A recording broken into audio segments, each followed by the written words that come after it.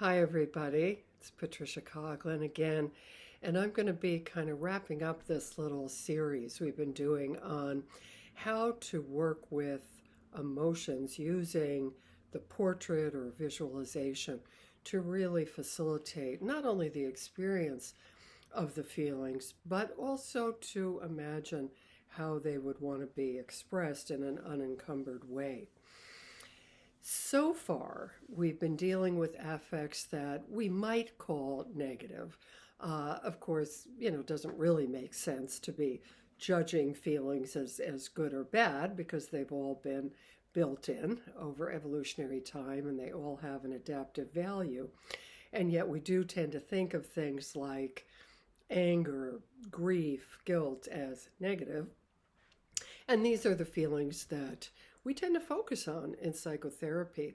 And yet, I'm going to suggest that we need to focus just as much on what we would call the positive affects: love, joy, pride, in some way, what we might call healing affects.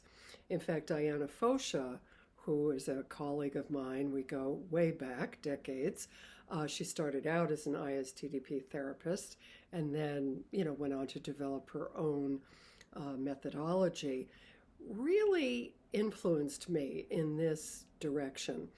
Davenlo encouraged us to focus on and facilitate the direct experience of typically avoided feelings, again, like rage and guilt and pain and grief.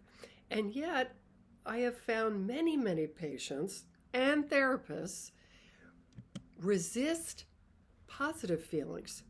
I remember presenting a particular case in Norway, and we were getting to very loving feelings, also sexual feelings, and the Norwegians were honest enough to say, we're really uncomfortable with this.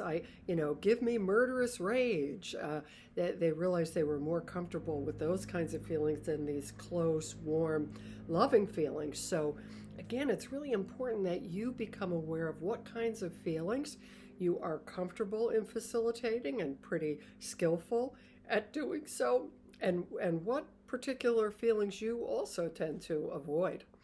So getting beneath the defenses and beneath the reactive feelings of rage and pain to the underlying feelings of love and happiness, peace, right? People talk about, I feel so peaceful.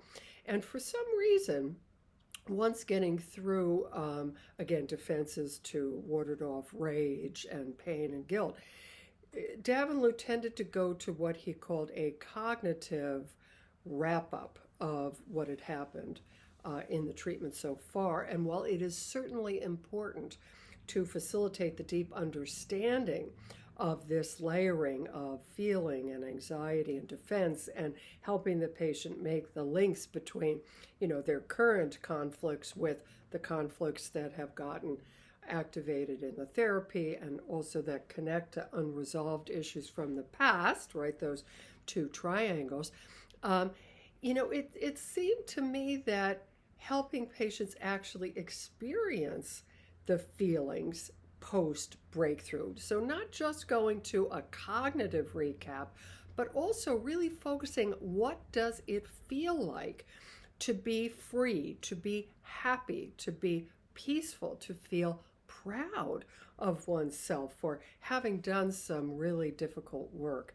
And so many of our patients come in kind of slumped over and depressed or really tense. And, to actually start to feel, they say, wow, I feel like all my muscles are loosening and I can feel my chest expand and my shoulders are kind of backing down. I feel proud of myself. These are very positive feelings that we want to anchor in the body in the very same way that we would facilitate the experience of, angry and sad feelings. So I really want to encourage you to explore these feelings and not to just switch to cognitive recap once you get through pain, rage, and grief.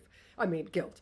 But to also then ask, what does it actually feel like to be in touch with the love underneath it all? And even to explore the experience of love for the therapist. I remember Lee McCullough saying that love seemed to be a four-letter word in our profession. And so, if we get kind of uncomfortable or even allergic to that, and can't tell the difference again between some sort of transferential feeling and a genuine feeling of love and appreciation. I mean, think about the impact it would have on a patient if we ignored or dismissed their expression of love and appreciation. So I think these are really important issues to explore, and I look forward to hearing your questions and feedback. So thanks a lot.